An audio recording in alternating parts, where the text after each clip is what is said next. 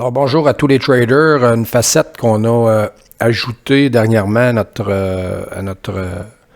méthode d'analyse et à l'analyse fondamentale, c'est qu'on a développé un script pour voir les ratios importants qu'on veut regarder sur les titres afin de voir si on a une constance, un peu de contenu dans le titre fondamental ou si on est dans des barèmes qui sont peut-être ne sont pas nécessairement appropriés pour l'investissement fondamental.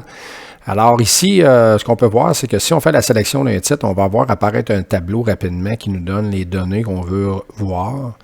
Et là, ce qu'on a fait, c'est qu'on a mis des barèmes qui fait en sorte que on a un côté vert qui fait en sorte que ça rentre dans les barèmes qu'on veut avoir. Le jaune est peut-être quelque chose à surveiller parce qu'on n'est pas loin de nos barèmes qu'on aimerait avoir. Puis le rouge étant qu'il faudra faire peut-être plus de recherche ou attention. Puis quand on a des titres, justement, qui arrivent avec des carrés noirs, avec des valeurs négatives, là, ça veut dire que ces barèmes-là ne sont pas en fonction et qu'on devrait peut-être faire justement plus de recherche ou que le titre pourrait être plus spéculatif. Je vous donne un exemple. Si on tombe sur un titre comme Pfizer présentement, notre panneau, lui, va apparaître. Il va nous donner beaucoup de barèmes verts et jaunes qui fait en sorte que, à ce point de vue rapide, avec ce tableau-là, c'est que là, on peut aller justement faire plus de recherche parce que ça semble vraiment intéressant. Là, on voit que le titre a des dividendes, on voit le coût bénéfice rapidement, on voit les ratios justement, là, les ratios d'investissement. Sur l'asset, sur l'équité et sur le retour sur l'investissement. Alors, des choses comme ça qui font en sorte que rapidement, on voit tout de suite si ça vaut la peine de faire plus de recherche, qui fait en sorte que si on change de titre rapidement, puis qu'on arrive sur des baromètres intéressants, là, on peut justement ajouter ces titres-là dans notre liste de surveillance, puis de regarder à partir de ce moment-là si on veut faire une transaction.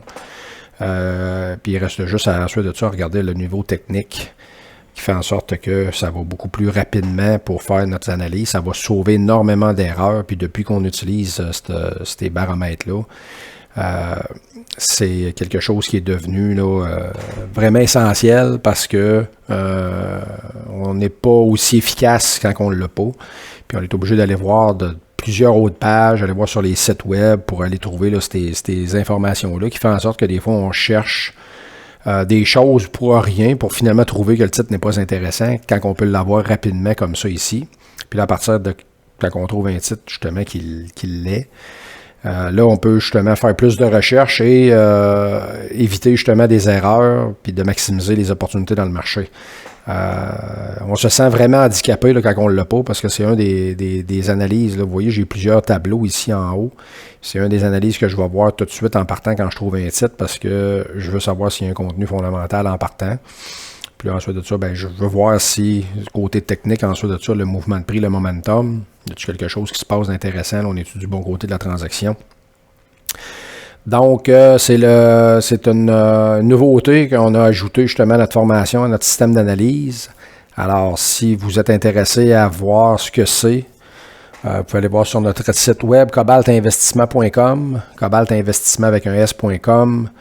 On a une séance d'information, on explique les choses qu'on fait à l'intérieur de notre formation et ça, c'est une des parties justement qu'on enseigne, comment regarder là, les valeurs fondamentales et comment les trouver ce qui est intéressant. À partir de là, ben, on est capable de comprendre les achats qu'on fait et surtout quand que le marché ne va pas nécessairement dans la direction qu'on veut qu'il ait. À savoir si justement on conserve notre transaction ou on est mieux de s'en départir, ben ça l'aide vraiment beaucoup avec cette analyse-là. Alors pour ceux qui des fois ont de la misère à savoir, parce qu'acheter des choses, c'est toujours plus facile.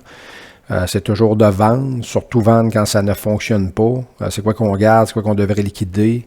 Notre transaction est à moins 5%. Est-ce qu'on doit la garder? Est-ce qu'on doit espérer à un certain moment donné revenir positif ou il y a des raisons pourquoi un trade pourrait revenir positif. La raison fondamentale est souvent là. Alors, c'est une des facettes qu'on utilise dans notre méthode de travail pour déterminer nos transactions. Et ensuite de ça, on regarde beaucoup aussi nos graphiques pour déterminer le timing de nos transactions.